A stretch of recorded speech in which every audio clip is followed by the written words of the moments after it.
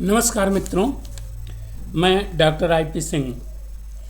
कल दिल्ली के कुछ बच्चों का आग्रह था कि डॉक्टर केदारनाथ सिंह जी की कविता सुई और तागे के बीच में, इस पर मैं मूल संवेदना प्रस्तुत करूं।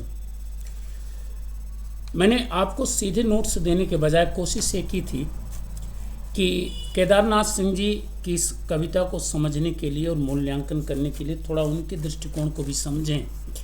तो वे तीसरे तार सप्तक 1959 के कवि हैं और उसमें उन्होंने जो वक्तव्य दिया है, उस वक्तव्य से कुछ पंक्तियां आपको मैंने दी थी और साथ ही कल के वीडियो में मैंने आपको कुछ बिंदु दिए थे जो मूल संवेदना के बिंदु बनेंगे। ये मूल संवेदना क्या है?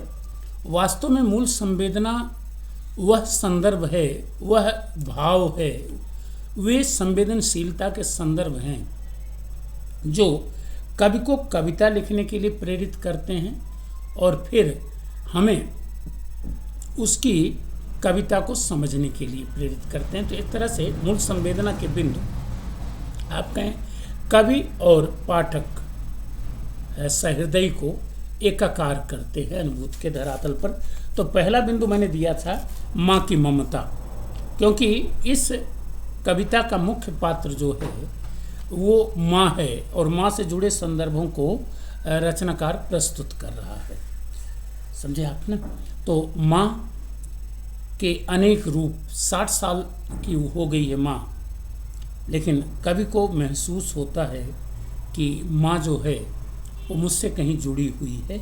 उसे बचपन की यादें आती हैं, कभी कटोरी के रूप में, कभी गिलास के रूप में, कभी उसकी साड़ी के किनारों के माध्यम से, कभी सुई और धागे के माध्यम से, कभी बुनते हुए स्वेटर के माध्यम से। समझे आप ना? और रचनाकार कहीं न कहीं माँ से अपने आप को जुड़ा हुआ महसूस करता है इन 60 वर्षों में। दूसरा आपको बताया था भोग विलास जन्य परिवेश। रचनाकार ने बहुत स्पष्ट शब्दों में कहा कि पानी बरस रहा है, मैं बाहर निकलना चाहता हूँ, लेकिन माँ चुप है, क्योंकि लेखक कहता है कि यह निश्चित है कि मैं बाहर गया तो माँ को भूल जाऊँगा या घर को भूल जाऊँगा।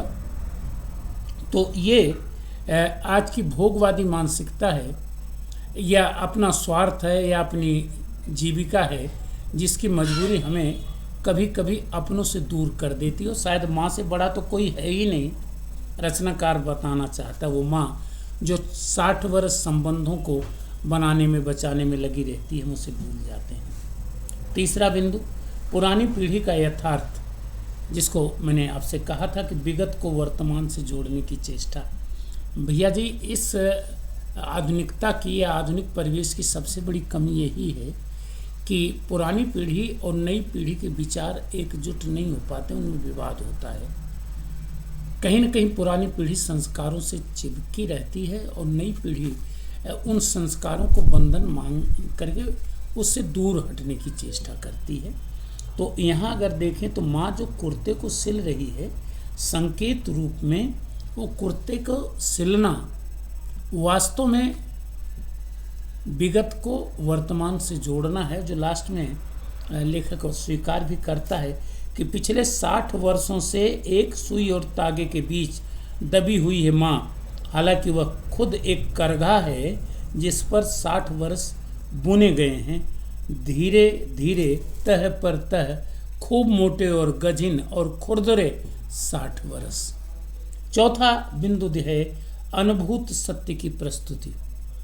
स्वयं लेखक ने भी स्वीकार किया है, अज्ञे जी ने भी प्रयोगवादी कविता में ये कहा है कि भोगे हुए सत्य की प्रस्तुति ही होनी चाहिए। तो इन्होंने ये जो कुछ भी लिखा है, हम मान सकते हैं कि एक ग्रामीण परिवेश से निकला हुआ लेखक या कवि निकले भी है गांव से, और गांव भी कौन सा, पूर्वांचल का गांव, जहां माँ ऐसी ही होती है, वो माँ जिसके सामने हम केवल सिर झुका पाते हैं अगर हमें आस्था है, भोग विलास का भाव ज़्यादा नहीं है। तो लेखक ने अपने भोगे हुए सत्य, अनुभूत सत्य को ही प्रस्तुत किया है। अंतिम प्रयोगवादी कविता में अगर बिंबों की बात प्रतीकों की बात और कुल करके कहें कला पक्ष की बात न कहें तो बेमानी होगा। तो इसमें नए बिंबों और प्रतीकों का प्रयोग हुआ है। स्वयं सुई और तागा अपने आप में ही प्रतीक और बिंब हैं, साथ में वो कटोरी गिलास, क्योंकि पुराने समय में माँ अपने बच्चों को लेके कहीं निकलती थी तो रास्ते में आज की तरह बिसलरी की बोतलें नहीं मिलती थी, तो एक छोटा सा गिलास, एक कटोरी अपने साथ लेके चलती थी। काजल लगाने का कजरौटा रखती थी, एक छोटा सा चाकू भी रखती थी अपने साथ, ठीक है ना। तो नए बिंब और प्रतीक इसमें आए हैं, चाहे वो करगा, सुई और धागा बताया आपको, तो वो सब कुछ हैं। चिड़िए का एक बिंब भी दिया गया है।